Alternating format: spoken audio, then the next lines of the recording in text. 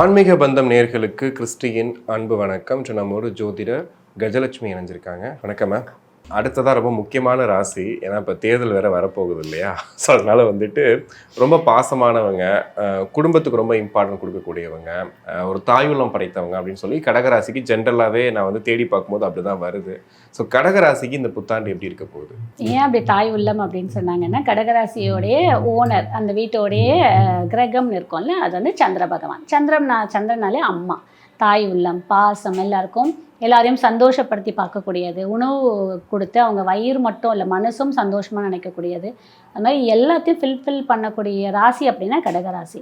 ஆனால் கோவம் அப்படின்னு ஒன்று வந்துடுச்சுன்னு வச்சுக்கோங்களேன், எப்படி கடல் சுனாமி போல் வெடிக்கும், அந்த மாதிரி கோவக்காரங்க, பயங்கர கோவக்காரங்க. அவங்களுடைய ஒவ்வொரு வார்த்தையும் அப்படியே கணீர் இருக்க மாதிரி இருக்கும். ஸோ அதனால இந்த கடகராசிக்கிட்ட சொல்லுவாங்களா ஒரு படத்தில் கூட, என்னை சீண்டாத, நீ என்னை பார்க்க மாட்டேன் அப்படின்ற மாதிரி கடகராசிக்காரங்களை சீண்டாமல் இருக்கிற வரைக்கும் நம்ம எல்லாம் தப்பிச்சோம், சீண்டிட்டோம் அப்படின்னா முடிஞ்சிச்சு கதை அப்படின்ற மாதிரி தான் இந்த கடகராசிக்கு 2026 தமிழ் புத்தாண்டு நல்லாவே இருக்கும். கொஞ்சம் பொறுமையாக அமைதியாக தான் போகும். ஏன்னா குரு பகவான் ஜூனுக்கு அப்புறம் உங்கள் ராசிக்கு தான் வரப்போகிறாரு. வந்தாலும் பெரிய பலன் கொடுக்கலனாலும் ஓரளவுக்கு பலன் கொடுப்பார். எப்பயுமே குரு பகவான் ஜென்மத்தில் இருக்கும்போது பெருசாக பலன் கொடுக்க மாட்டார், ஆனால் கடகத்துக்கு கொடுப்பாரு. காரணம் அது அவருடைய உச்ச வீடு, அதனால கண்டிப்பாக கொடுப்பார். அது இல்லாமல் வேற அங்கே இருக்கக்கூடிய அவரோட சொந்த நட்சத்திரம் வேற புனர்பூசம் இருக்கிறதுனால ஓரளவுக்கு நல்லாவே இருக்கும். அதுலேயும் கடகம் கடந்த ஒரு 4-5 வருடமாகவே நிறைய கடகம் பொறுத்த வரைக்கும் 4-5 இல்லை, ராமர் மாதிரி தான் 14 வருடம் வனவாசம் போன கதை தான் கடகத்தை கேட்டாங்க. கடகராசிக்காரங்களை நீங்கள் கேட்டீங்கன்னா சொல்லுவாங்க, என்னைக்கு எங்களுக்கு நல்லது நடந்திருக்கு, இன்னைக்கு கூட போடுவாங்க, என்னைக்கு நல்லது நடந்துச்சு, இன்னைக்கு நடக்க போகுது அப்படின்ற மாதிரி சொல்லுவாங்க. நிறைய பேர் நான் பார்க்குறேன் இதில் ப்ரமோஷனுக்குலாம் ஒரு 10 வருடம் 12 வருடம்லாம் ப்ரமோஷனே இல்லாமல் உட்காந்த இடத்துல அப்படியே உட்காந்துருக்காங்க. அவங்களுக்கான ஒரு வெளிச்சமே கிடைக்க மாட்டேங்குது. ஸோ அது எல்லாமே இப்போ வரக்கூடியது கண்டிப்பாக ஒரு கிளியர் பண்ணி கொடுப்பார். கண்டிப்பாக குரு பகவான் உங்களுக்கு ப்ரமோஷன் கொடுப்பார். எதிர்பார்க்க முடியாமல் ட்ரான்ஸ்ஃபரையும் கொடுக்கறதுக்கான வாய்ப்பு இருக்குது. ஏன்னா ட்ரான்ஸ்ஃபர் கொடுத்தாலும் ஒரு டிபார்ட்மெண்ட் ஒரு ஹெட்டாக போட்டு அனுப்ப முடியும், அந்த மாதிரி நிறைய கொடுக்கறதுக்கான வாய்ப்பு இருக்குது. நீங்கள் எதிர்பார்க்காத நிறைய விஷயம் நடக்கும். மோஸ்ட்டாக கடகராசிக்காரங்க ஃபாரினில் தான் இருப்பாங்க. நிறைய பேர் கடகராசியை பொறுத்த வரைக்கும் இங்கே இருக்கிறதோட ஃபாரினில் இருக்க உங்களுக்கு பெஸ்ட்டு லைஃபு. அப்போது ஃபாரினில் இருக்கவங்களாம் நிறைய பேர் பிஆர் அப்ளை பண்ணிங்களா கிடைக்கும். இனிமேல் அப்ளை பண்ண போகிறீங்களா, அப்ளை பண்ணுங்கள், தாராளமாக கிடைக்கும்.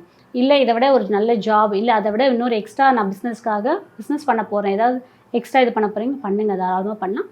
நான் எல்லாருக்கும் 12 ராசிக்குமே சொல்லக்கூடிய விஷயம், அவங்களுடைய சுய ஜாதகத்தை செக் பண்ணிவிட்டு இன்வெஸ்ட்மெண்ட்டை மட்டும் டிசைட் பண்ணுங்கள். ஓகே, பொதுவாக சொல்கிறது அதிகம் இன்வெஸ்ட்மெண்ட் பண்ணாமல் பிஸ்னஸ் பண்ணுங்க. ஓகே, இப்போ நட்சத்திர ரீதியாக சொல்ல போனால் அவங்களுக்கு எப்படி இருக்கும்? புனர்பூசத்துக்கு கண்டிப்பாக நல்லாவே இருக்கும், சூப்பராக இருக்கும். பூர்வீக சொத்து கிடைக்கும், வண்டி வாகனம் நல்லா இருக்கும். என்ன ஒன்று, தாயாரோட ஹெல்த்தை மட்டும் அவங்க கவனம் பண்ணிக்கணும், மாமியாரோட ஹெல்த்தை கவனம் பண்ணிக்கணும், மனைவி குழந்தை இருந்தாங்கன்னா அவங்களோட ஹெல்த்தை கவனம் பண்ணிக்கணும். மற்றபடி அவங்களுமே அவங்களோட ஹெல்த்தையுமே கவனம் வச்சுக்கணும். புனர்பூசத்தில் இருக்கிறவங்க வீடு வாங்கணும்னு நினைக்கிறவங்க, ஹெல்த்து, நிறைய பேர் குழந்தை பாக்கியத்துக்காக வெயிட் பண்ணிட்டு இருந்தாங்க, அது அவங்க எல்லாருமே குரு அங்கே வந்த உடனே கண்டிப்பாக ஜூனுக்கு அப்புறம் பாருங்கள் கண்டிப்பாக குழந்தை பிறக்கும். ஆனால் கல்யாணம் அப்படின்றா மட்டும் கல்யாணமும் கண்டிப்பாக ஃபஸ்ட் மேரேஜ் இல்லை.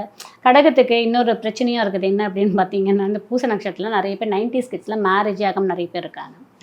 அவங்க எல்லாருக்குமே இப்போ வாய்ப்பு இருக்குது. இல்லை எங்களுக்கு கல்யாணம் ஆகிடுச்சி அப்படின்றவங்க, ஒரு ஏதாவது பிரச்சனையில் இருக்குது, கோர்ட் கேஸ் இழுபறியில் இருக்குது அப்படின்றவங்க, குரு வந்து அந்த பிரச்சனையை கிளியர் பண்ணி விட்டுறாரு. ஒன்று சேர்ந்து வாழ்றதா சேர்ந்து வாழ்றது, இல்லை பிச்சுட்டு போ அப்படின்னு பிச்சு போட்டு விட்டுட்டு செகண்ட் மேரேஜுக்கான வாய்ப்பு விவாகரத்தாயிட்டு செகண்ட் மேரேஜுக்கு வாய்ப்பு இருக்குது. புனர்பூசக்காரங்களுக்கு வந்து ஹெல்த் ரீதியான பிரச்சனை இருக்குது. அதில் நான் ஏற்கனவே சொன்ன மாதிரி அம்மா, மாமியார், பொண்ணு, மனைவி, இவங்க எல்லாரோடைய ஹெல்த்தில் ரொம்ப கவனம் வேணும். அதுவும் எந்த மாதிரி ஹெல்த் வேணும் அப்படின்னு பார்த்தீங்கன்னா, வயிறு சார்ந்த பிரச்சனை, இந்த யூட்ரஸ் பிரச்சனைலாம் வருவதுக்கான வாய்ப்பு இருக்குது. இப்போ அதெல்லாம் வந்து பிசிஓடி ப்ராப்ளம், பிசிஎஸ் ப்ராப்ளம் அந்த மாதிரிலாம் இருக்குன்னா சின்னதாக இருக்கமே ஆரம்ப கட்டத்திலே பார்த்து கிளியர் பண்ணிவிடுங்க. இல்லை பீரியட்ஸ் இர்ரெகுலர் பிரச்சனை, அது கொஞ்சம் ஒரு சிலருக்கு இப்போ அம்மா, மாமியார் அந்த ஸ்டேஜ் எல்லாம் இருக்காங்க அப்படின்னா அவங்களுக்கு வேறு ரீதியான பிரச்சனை கொடுக்கறதுக்கு வாய்ப்பு இருக்குது. ஸோ அவங்க ஹெல்த் இம்பார்ட்டன்ஸ் பண்ணிக்கோங்க. அடுத்தது பூச நட்சத்திரம். பூச நட்சத்திரக்காரங்களுக்கு அப்படின்னு பார்க்கும்போது நிறைய விஷயம் நல்லதே நடக்கும். ஆனால் எப்பயுமே சனி பகவான் நட்சத்திரம் அது. அங்கே என்ன காம்பினேஷன் வரும்னு பார்த்தீங்கன்னா சனி ப்ளஸ் குரு. அப்போது உங்களால் சொந்த காலில் நிற்க முடியுன்ற தைரியத்தை முதல்ல கொடுத்துருவார் குரு. தன்னம்பிக்கையை கொடுத்துருவார், வைராகியத்தை கொடுத்துருவார். அடி கொடுத்தாலும் அதை நின்று ஜெயிக்கிறதுக்கான தெம்பை கொடுத்துருவார். எப்பவுமே குரு சனி சேர்க்கை என்ன பண்ணும் அப்படின்னு பார்த்தீங்கன்னா ஒரு ஏற்ற இருக்கும், கொடுத்துக்கிட்டே இருக்கும். ஒரு லைஃப் ஸ்டாண்டர்டாகவே இருக்காது அவங்களுக்கு. அப்ஸ் அண்ட் டவுன் அப்படின்னு இருந்துகிட்டே இருக்கும். அது எல்லாமே இப்போ இந்த ஆண்டு ஓரளவுக்கு ஸ்டேபிளாக உங்களை செட்டில் பண்ணக்கூடிய அளவுக்கு இருக்கும். இந்த கடகராசிக்காரங்க நிறைய பேர் பார்த்திங்கன்னா இந்த மியூச்சுவல் ஃபண்டெல்லாம் நிறைய போடுவாங்க. வெளியில் ஏதோ செக்யூர் பண்ணணும்னு அது எல்லாமே பண்ணலாம். பட் கேர்ஃபுல்லாக ஹேண்டில் பண்ணுங்கள். டிஜிட்டல் இப்போ உங்களுக்கு கொஞ்சம் சப்போர்ட் பண்ணக்கூட இடத்துல இல்லை, அதில் கொஞ்சம் கவனம் தேவை. அடுத்தது ஆயில்யம் நட்சத்திரம். ஆயில்யம் நட்சத்திரம் எப்பயுமே கடகராசியில் இருக்கக்கூடிய ஆயில்யம் நட்சத்திரம் இஸ் வெரி பிரில்லியன்ட்டு, இன்டெலிஜென்ட். என்ன அடி அடித்தாலும் பாருங்கள் ஆயில்யம் எந்திரிச்சு நின்றோம். அந்த ஆயில்யம் நட்சத்திரத்துக்கு எப்படி இருக்குன்னு பார்த்தீங்கன்னா, அப்போ புதன் அண்ட் குரு அங்கே வராது. அப்போ புதன் அண்ட் குருன்னும் போது புத்திசாலித்தனம். இந்த ஆயில்யம் நட்சத்திரம் நிறைய பேர் ப்ரொஃபஸராக இருப்பாங்க, டீச்சராக இருப்பாங்க, குருமார்களாக இருப்பாங்க. இவங்க எல்லாருக்கும் அந்த துறையில் ப்ரொமோஷன்ஸ் கிடைக்கும். ப்ரொமோஷன்ஸ்க்காக வெயிட் பண்ணிட்டு இருந்தாங்களே அது எல்லாமே இப்போ ப்ரொமோஷன்ஸ் கிடைக்கும். ஹெச்ஓடி ஆவாங்க. இப்போ யாரெல்லாம் அசிஸ்டன்ட் ப்ரொஃபஸராக இருக்காங்களோ ஹெச்ஓடி ஆகிறதுக்கு வாய்ப்பு இருக்குது. அதே மாதிரி இப்போ கவர்மெண்ட்டுக்கு எழுதுவாங்க நிறைய எக்ஸாம்ஸ். இந்த டீச்சர்ஸ்க்கு இப்போ எக்ஸாம்ஸ் எல்லாம் இருக்குது, அது எல்லாமே எழுதுவாங்க, கிளியர் பண்ணுறதுக்கு வாய்ப்பு இருக்குது. அதே மாதிரி இந்த கடகத்தில் இருக்கக்கூடிய நிறைய பேர் பேங்க்லாம் ஒர்க் பண்ண வச்சிங்க, சாதாரண ஒரு மிடில் இருக்காங்க அப்படின்னா அவங்களாம் ஒரு பிரான்ச் எடுக்க போகிறதுக்கான நிறைய வாய்ப்பு இருக்குது.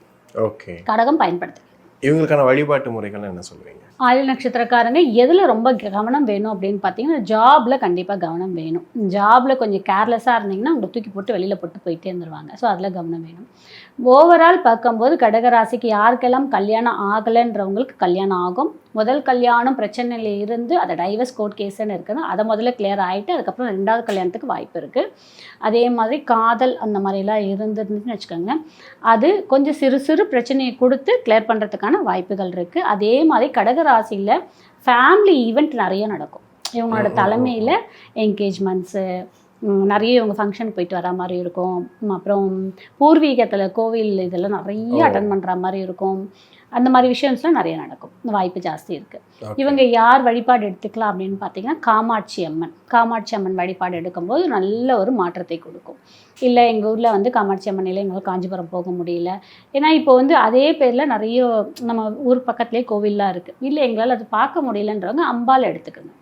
ஒரு அம்பாள் கோவிலுக்கு போயிட்டு வெள்ளிக்கிழமையில் காலையில் 6லேருந்து 7:30 மணிக்குள்ளே பால் வாங்கி கொடுத்து அபிஷேகம் பண்ணிவிட்டு 2 நெய் தீபம் ஏற்றிட்டு வாங்க. கண்டிப்பாக உங்களோட தடை அனைத்துமே கிளியர் பண்ணிவிட்டு உங்களுக்கு நிறைய நல்ல விஷயம் நடக்கும். கண்டிப்பாக மேம், நிறைய விஷயங்கள் பகிர்ந்துக்கிட்டீங்க. உங்கள் நேரத்துக்கு ரொம்ப நன்றி.